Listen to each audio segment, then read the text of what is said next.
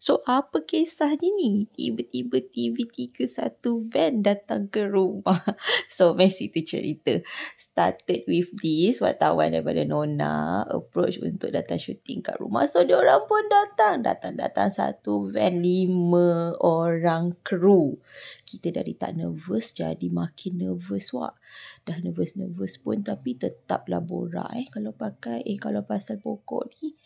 Lepas tu diorang datang tu set-up kamera, pakai kain mic semua kan.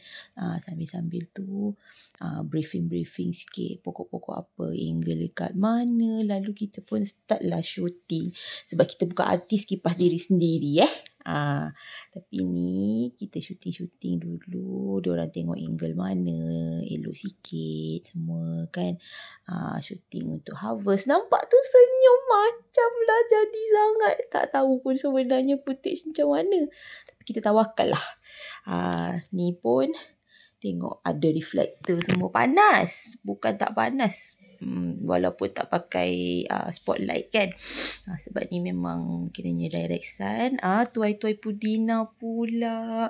Ini diorang ambil footage tengah harvest cili. Footage kita tengah menyiram pokok pun dia ambil juga. All in all, it was a good experience. Thank you Kru Nona sebab datang ke kebun kita. Saya Alia Adam. Jumpa lagi di vlog seterusnya.